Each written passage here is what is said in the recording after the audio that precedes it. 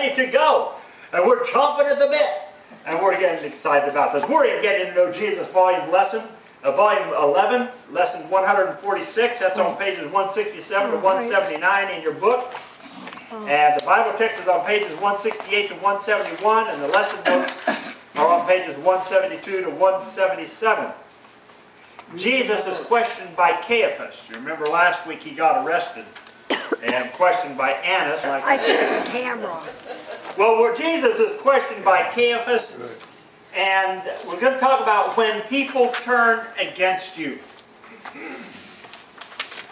Here's our timeline. We're getting right down. I'm going to have to move that down just a little bit here when we get into volume 12, right down here at the bottom. Next week we start on volume 12, the last volume in the Getting to Know Jesus series.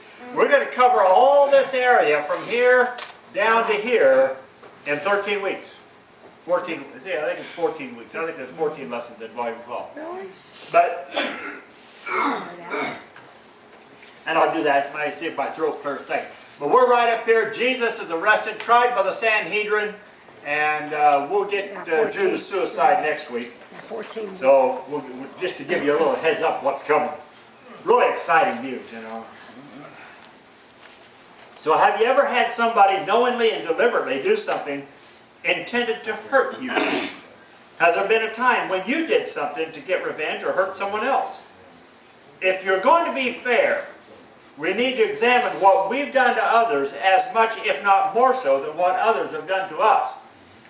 So, just as much as you've been hurt by the words and actions of someone else, Jesus has been hurt. Yeah, as much, if not more. We don't think about that sometimes. When I'm hurting and it's my pain that's hurting, I am so absorbed up in my pain, I don't realize how bad you're hurting. And you may be going through something far more excruciating than what I'm dealing with. But each and every one of us, the pain that we're dealing with is the most immediate and greatest concern to us almost most of the time. Then we realize what Jesus did and what he went through, and it's kind of like, suck it up, get over it, get on with your life. Well, that's kind of a crude way of saying it, maybe. What can we learn from Jesus' life and teaching that will help us get through when people hurt us? We're in Matthew chapter 26, verses 62 to 75, Mark 14, verses 60 to 72, Luke 22, 56 to 65, and John 18, 25 to 27. Again, you're seeing Matthew's perspective to the Jews, Mark's perspective to the Romans, Luke's perspective to the Gentiles, and John's perspective that you might believe, and we're getting a fuller picture of what Jesus did. Jesus has been arrested and questioned by Annas, which was the Roman appointed high priest. In other words, he bought it from the Romans, and the elders and the teachers of the law through most of the night. Now he's taken to Caiaphas, who was a high priest by Levitical lineage, in the wee hours of the morning, and for further questioning. Now the loneliness that Jesus is going to endure takes another turn, as almost everyone has turned against him, and he is left bound, abused, and alone. Have you ever been treated this way? No. Not entirely. Yep. Not entirely, but maybe. Well, first of all, leaders criticized Jesus. Matthew 26, 62 to 63, Mark 14, 60 and 61. Then the high priest stood up before them and said to Jesus, "Are you not going to answer what this testimony that these men are bringing against you?" But Jesus remained silent and gave no answer. Again the high priest asked him and said to him, "I charge you under oath by the living God. Tell us if you are the Christ, the Son of the Blessed One, or the Son of God."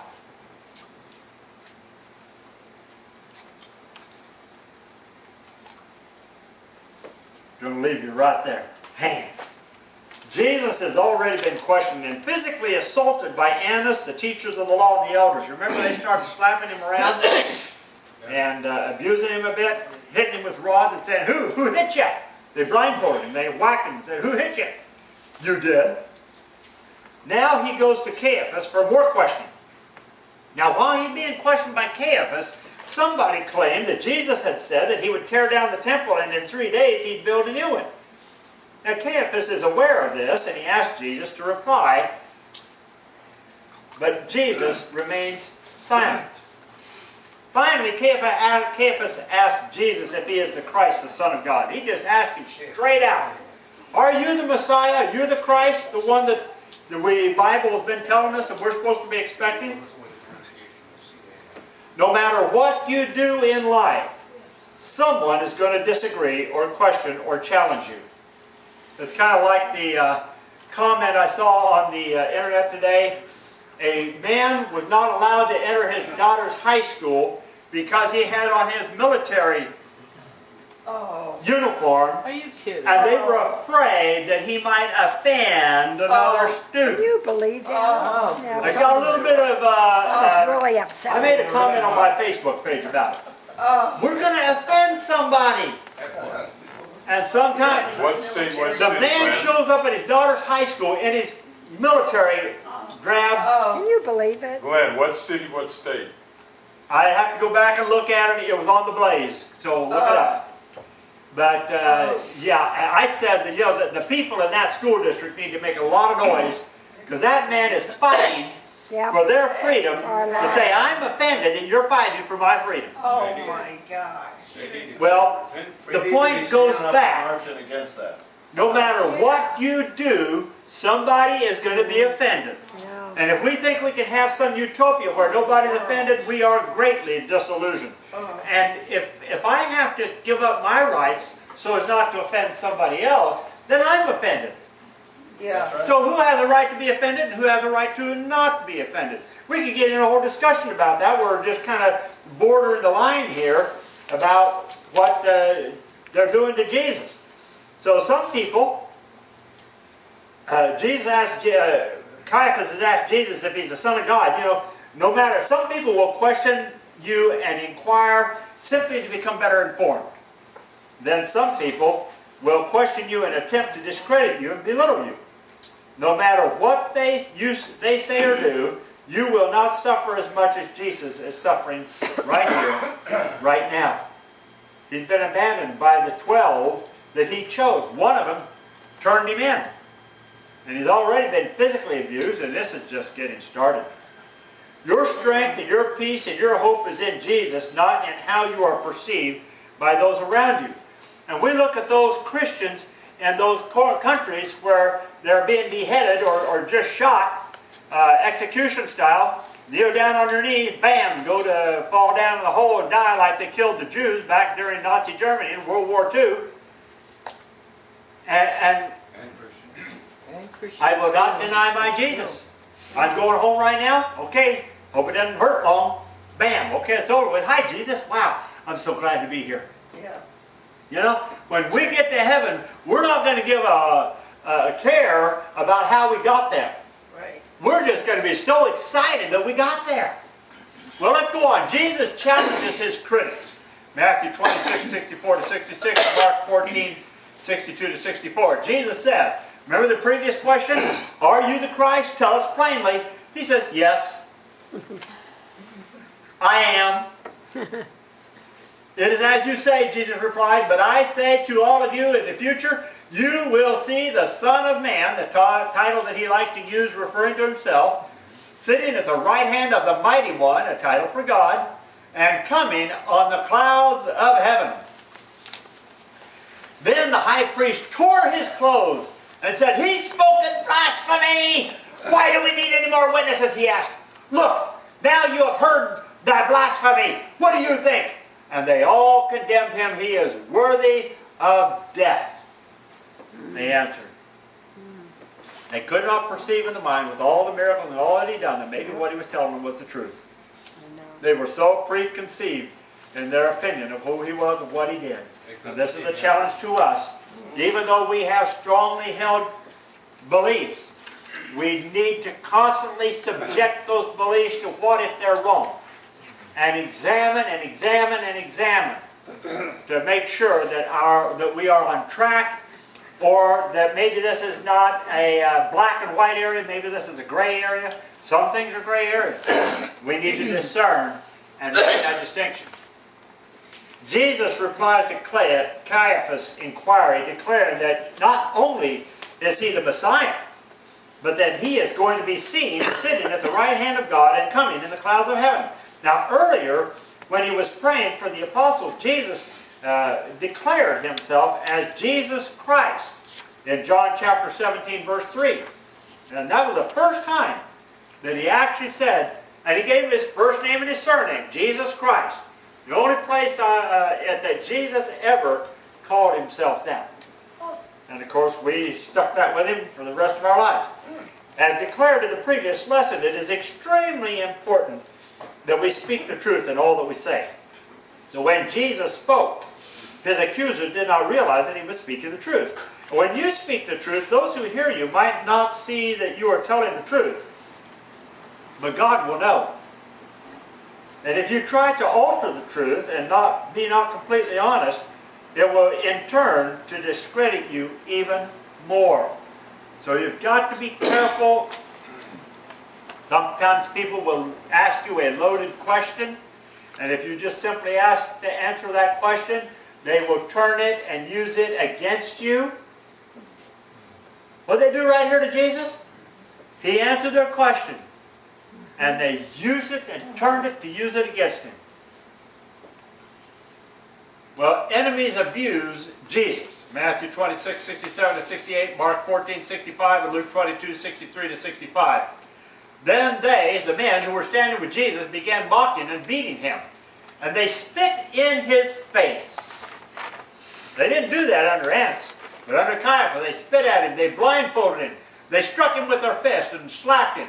And he said, "Prophesy to us, who hit you?" And the guards took him and beat him, and they said many other insulting things to him. So it wasn't just physical abuse, it's verbal abuse also. As a result of Jesus declaring that he is the Messiah, the high priest tears his clothes. Now that, for the Jew, back in Jesus' culture, as far as we know, they wore kind of more of a long dress, for lack of a better word. And to tear your clothes is just to say, I am angry. I am in anguish. I am distressed. And everyone assembled to cry out that Jesus had blasphemed and was worthy of death. They couldn't consider that it might have been true. They already had their minds made up. He gave them. Notice that when they had all the witnesses come forward and testify against him, they couldn't get two to agree. What is it that got Jesus sent to the cross? When Jesus said, I am the Messiah. Morty? These guys could not see beyond themselves, even though Jesus was right in front of them. That's yes. And we have that sometimes in us Christian leaders. Sometimes in our government leaders. My way is the right way, and I couldn't see your way even if it was righter than my way. I am my way and do or die. And we're fighting that battle with those who are killing Christians around the world. There's no tolerance, there's no freedom of religion or freedom of speech. It's my way or you die.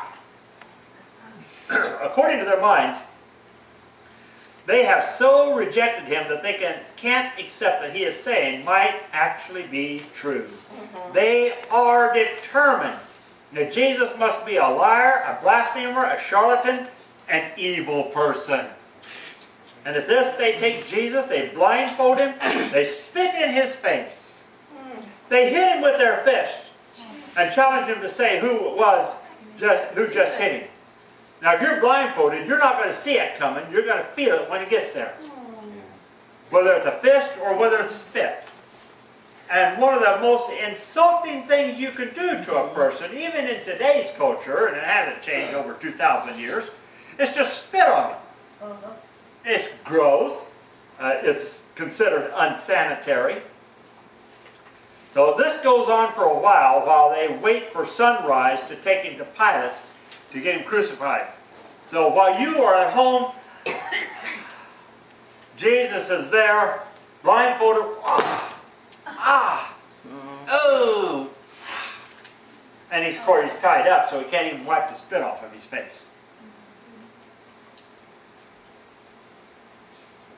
There will be those who will abuse you in belief that they are doing the right thing. I'm sure that those people that murdered the Jews in World War II thought they were doing the right thing. Those people that are killing Christians over in Pakistan and Syria and those countries think that they are doing the right thing. They will have justified their behavior in their minds, and you may be very helpless to do anything to stop or to lessen the attack. Consider what Jesus endured for you and allow Jesus to be your role model. Find your strength in your walk with Him, and don't let your attackers prevent you from standing up for what you know is right and true. Now, it may be hard when you're going through abuse, but if you focus on who Jesus is, be amazing the power that you have to stand up to the abusers. You may not be able to stop them from abusing you, but you can sure make sure they do not steer you away from your faith in Jesus Christ. Glenn, there was a Romanian preacher that was a political prisoner, and a famous book about him. And when they tortured him, they had him stand to attention and beat upon him and everything else. And he quotes that the room lit up for him, and he felt nothing.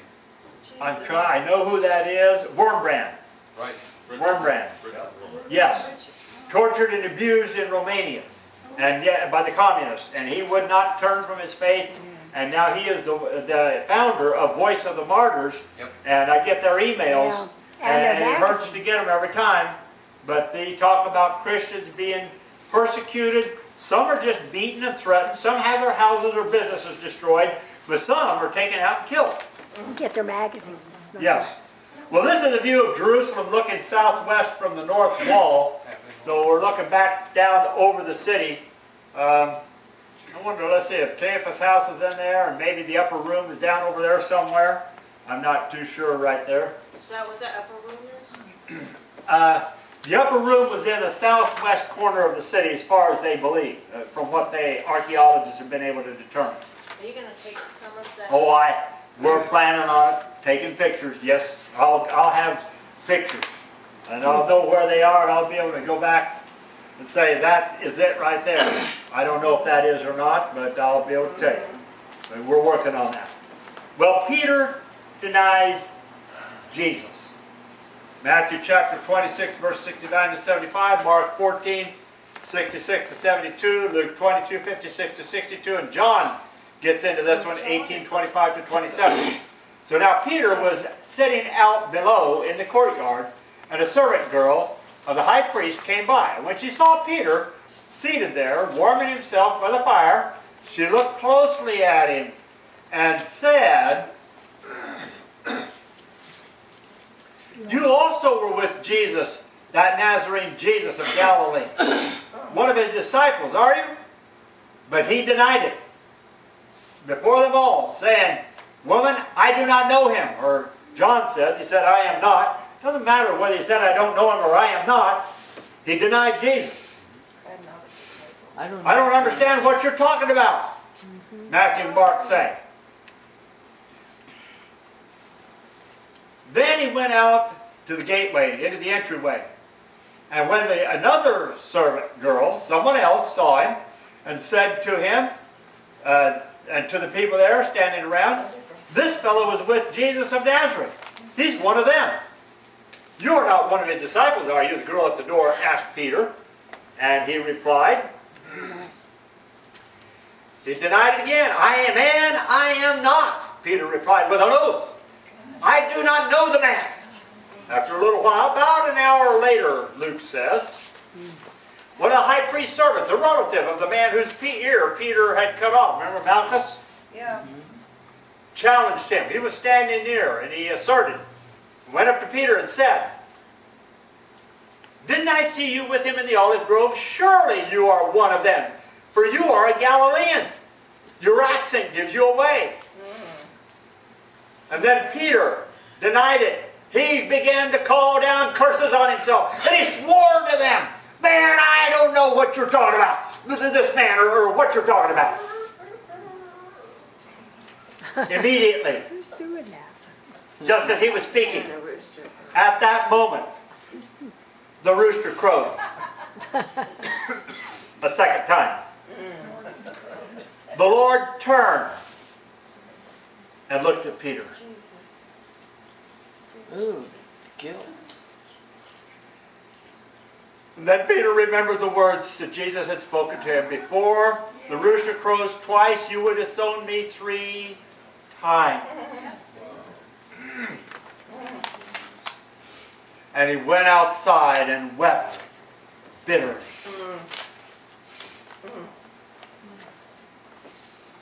I should stop right there. It's somewhere during this time that one of the servant girls in the courtyard recognizes Peter as having been with Jesus. She questions if he is a follower of Jesus, which Peter quickly denies and retreats to the gateway. A little later, Peter is identified and accused again of being a follower of Jesus. And then about an hour later, a relative of the man whose ear Peter had cut off declares that Peter is a disciple because he is a Galilean. Peter swears and vehemently denies it. Immediately, the rooster crows.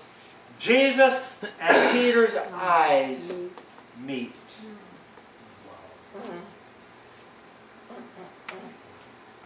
And Peter recalls what Jesus had said earlier. He is so grieved.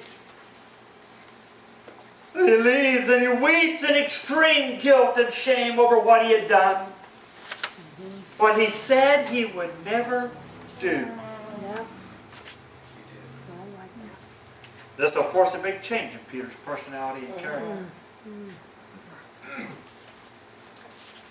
How did you feel the last time a trusted friend turned on you and said or did something that you had trusted they would never do? If you experienced such an experience, then you know to some degree what Jesus has just experienced. Try to imagine the anguish that Peter went through after he realized that he had just done to Jesus. He believed that Jesus was the Messiah. He recognized as a leader and a spokesman for the other apostles. He promised that he would never turn on Jesus. And yet, it happened. So when and how have you turned your back on Jesus and denied him? Do you feel as ashamed as Peter did for your denials? Will you allow the Holy Spirit to come in and strengthen and change you so that you will never deny Jesus again? Let's all pray that we do that. That's our call. God has promised you that you have the power. You have to recognize it. You have to use it. But you do have the power. We will see a change happen in Peter over the coming weeks because Jesus changes people's lives for the better. How has he changed your life? Well, our conclusion is critics abound, but don't let that stop you from your faith. What man can do is nothing compared to what God offers. Now next week, Jesus will face Pilate. Judas will make his final disappearance. The cross is about 3 hours away. This is going to hurt a lot. But this is what Jesus did for you and me.